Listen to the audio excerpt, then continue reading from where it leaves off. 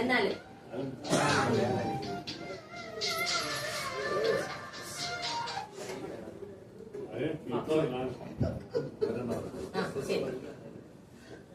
പ്രിയ കലാസ്നേഹികൾ, നിങ്ങൾക്ക് എന്റെ അഭിവാദനങ്ങൾ.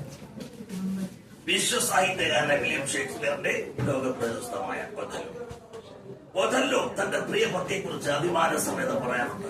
അപ്സരസാടന്റെ കൃത്യമായ പാടും ആടും സമ്മേളനങ്ങളിൽ. അതെ, ഡസ്റ്റി.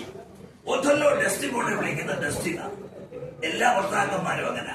സ്നേഹം മുറ്റി നിൽക്കുമ്പോ ഭാര്യയെ മുഴുവൻ പേര് വിളിക്കുന്നില്ല. നമ്മുടെ നാട്ടിലും അങ്ങനെ പങ്കജാക്ഷിയുടെ ഭർത്താവ് സ്നേഹം മുറ്റി നിൽക്കുമ്പോ പങ്കജാക്ഷിന്നും തെറ്റി വിളിക്കില്ല. പിന്നെയോ ഭംഗി, പൊന്ന് ഭംഗി. സുലോചനയുടെ ഭർത്താവ് അങ്ങനെ സുലു, മോളെ സുലു. എങ്കിലും അപ്സരസാടന്റെ കൃത്യമായി പാടും ആടും സുഖ സമ്മേളനങ്ങൾ. അതെ, എന്റെ ഡസ്റ്റി പാടും, അതിമനോഹരമായി പാടും. അവൻ നന്നായി നൃത്തം ചെയ്യും, ഭദ്രമായി നൃത്തം ചെയ്യും. എങ്കിലും സൽസ്വഭാവത്തിന്റെ ദേവതയാണവൾ, സംശയിക്കില്ല ഞാൻ എന്നെ ഒരിക്കലും. എങ്കിലും അവർ വേർപിരിയാൻ തീരുമാനിച്ചു. ആ സ്നേഹത്തിന് മുമ്പിൽ അയാൾ ഡസ്റ്റിനോട് ചോദിച്ചു,